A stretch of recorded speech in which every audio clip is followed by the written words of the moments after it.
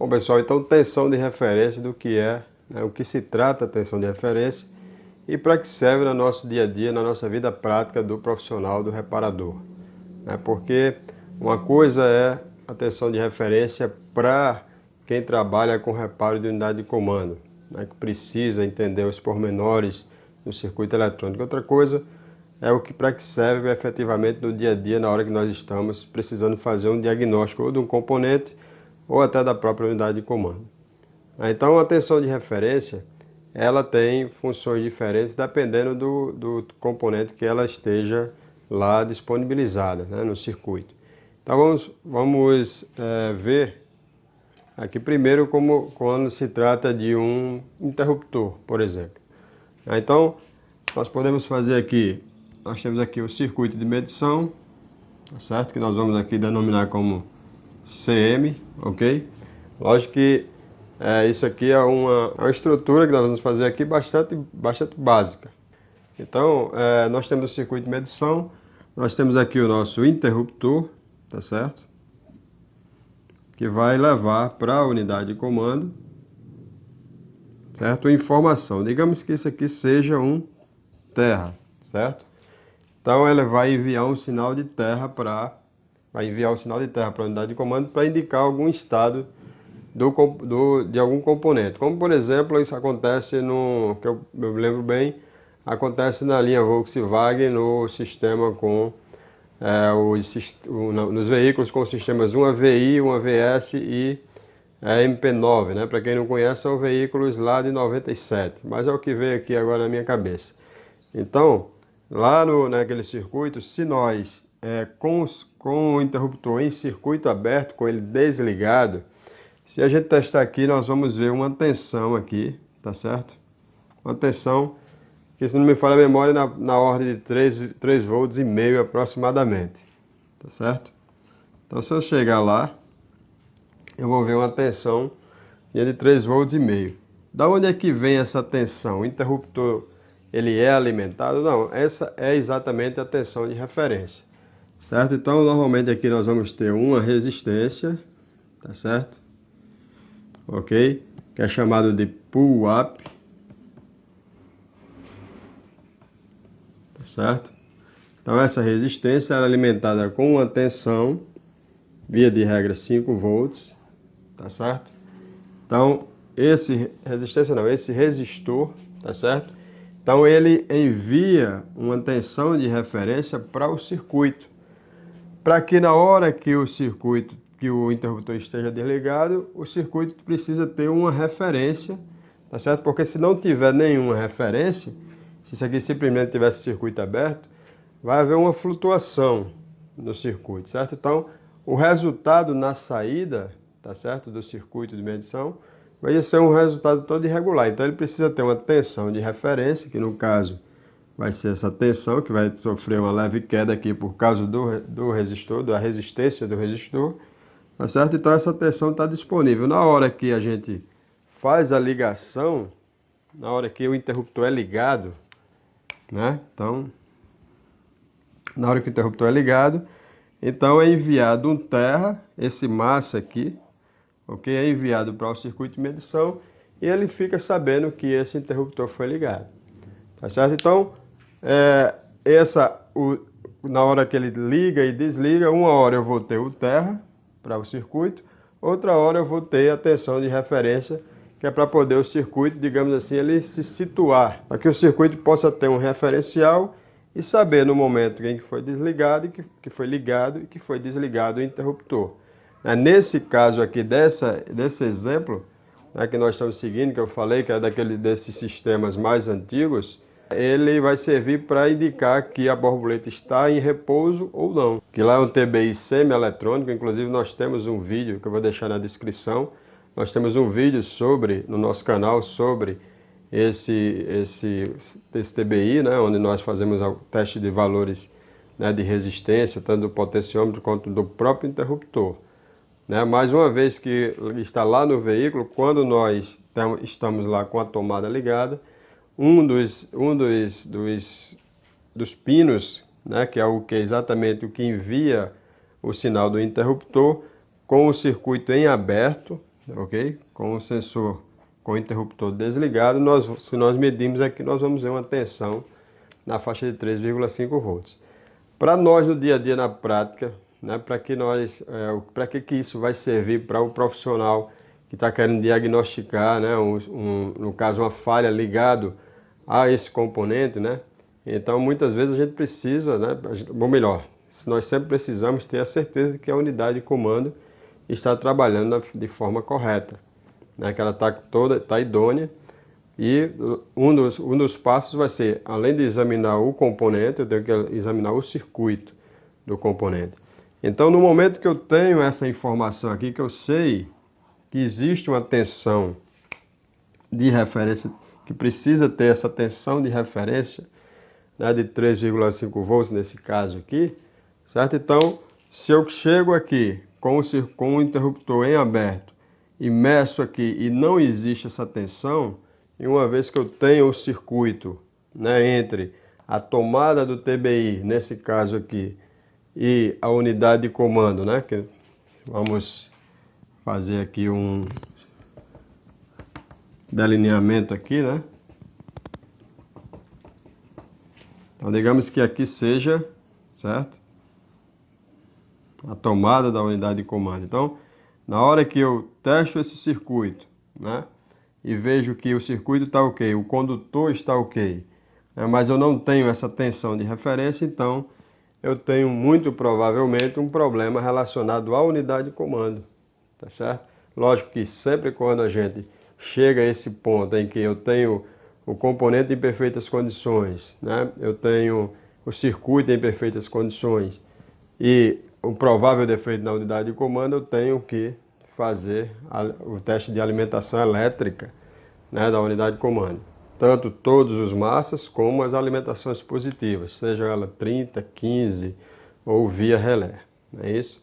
Então, essa é a função. Nesse caso aqui, nós damos aqui como exemplo o interruptor, né, de marcha lenta, tá certo? Mas esse mesmo raciocínio ele serve para outros componentes também, como o sensor de oxigênio, que tem tensões de referência que pode variar desde 450 milivolts até 1,8 volts ou até mais, dependendo do circuito, do sistema. Né? Nós temos sensores de posição de borboleta, onde nós temos 2,5 volts, um deles é a tensão de referência, e no caso do sensor de posição de borboleta, ele vai funcionar como um divisor de tensão no circuito. Nós temos os sensores de rotação do tipo Hall, onde nós temos também os 2,5 volts, um de alimentação e o outro, os 5 volts, os 5 volts da tensão de referência.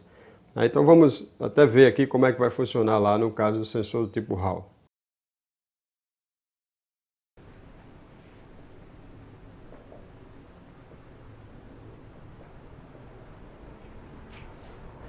Ok, então para não ficar muito longo o vídeo, então eu já aprontei aqui esse belo desenho, ok?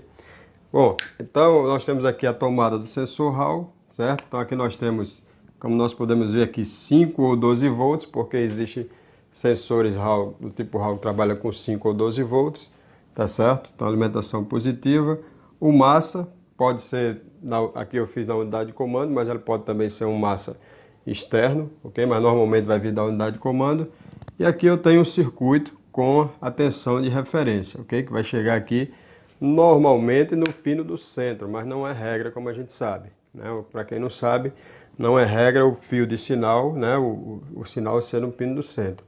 Então, o sensor Hall, nesse caso aqui, quando ele recebe essa tensão de referência, ele vai funcionar como uma chave, certo? Liga, desliga. Então, ele vai comutar, tá certo? Esse sinal para massa, tá certo? Então, a função do sensor Hall que trabalha com tensão de referência, a função dele vai ser essa. Então, o que vai acontecer? No circuito de medição, eu vou ter uma variação desse sinal. Quando o circuito está aberto, tenho a chegada desse sinal aqui no circuito. Quando o Hall ele chaveia, então a corrente ela vai circular pelo sensor Hall também, né? Então nós vamos ter, ou melhor, a unidade de comando vai ter uma variação na corrente, tá certo? Que circula por ela. Então ela vai começar a entender o sinal a partir dali, não é isso? Detalhe, mesmo que eu tenha um RAW que a alimentação seja de 5 volts, mas a tensão de referência, tá certo? Pode ser de 12 volts. Então, quando eu colocar aqui o osciloscópio para medir, eu vou ter um sinal onde vai ser uma onda quadrada, ok? Com uma amplitude de 12 volts, tá certo? Mesmo que a alimentação elétrica seja, a alimentação do sensor seja de 5 volts, ok? Então, mais uma vez, assim como o exemplo lá do interruptor, certo? Aqui também, se eu sei que um sistema ele utiliza um RAW desse tipo, com tensão de referência, então o que eu vou fazer na hora que eu tiver uma falha relacionada ao RAW? Eu vou checar, ver se está chegando essa tensão de referência aqui no valor correto. Agora, nós temos essas informações? Não, essas informações nós não temos, certo? Nós estamos aqui exatamente passando para vocês que existem, né, esse funcionamento. Vocês, boa parte, já sabem o que é a tensão de referência, têm uma ideia do que seja. Então, eu preciso, de fato, fazer um levantamento no banco de dados. Então, sempre que eu puder, eu vou lá e verifico se aquele potenciômetro utiliza, né, a tensão de referência no fio de sinal, se o RAW utiliza o interruptor, né, porque pode utilizar ou não. Vai depender do sistema, vai depender do circuito, ok?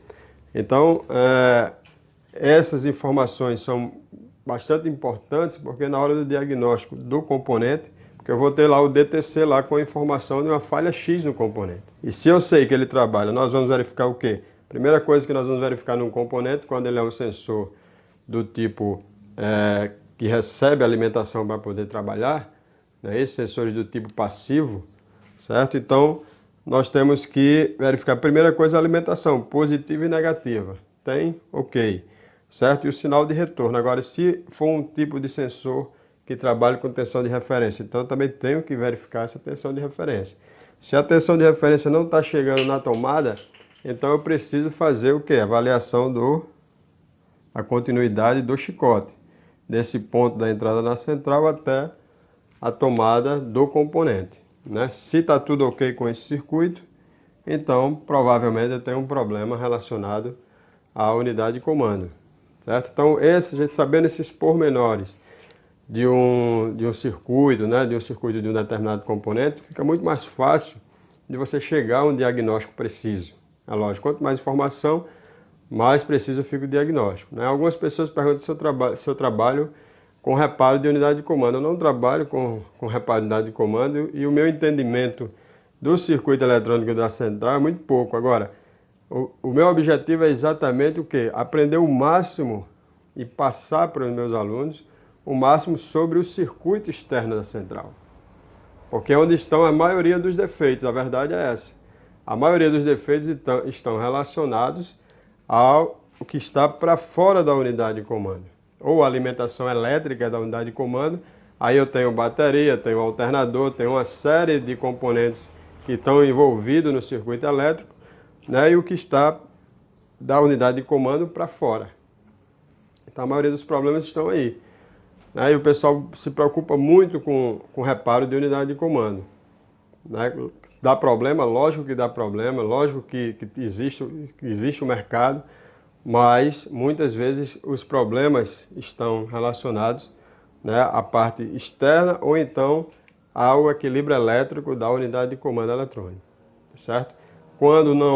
Muitas vezes quando a unidade de comando tem defeito, então a causa é exatamente o circuito externo, né, ou a alimentação elétrica dela, o equilíbrio elétrico do veículo, né, esse problema de aterramento, problema de alimentação positiva, né, defeitos colocados, e também o circuito externo, a parte que a unidade de comando faz, né, a parte de controle da unidade de comando para com os componentes, seja a alimentação elétrica do sensor, seja a tensão de referência, né, seja o sinal PWM de comando.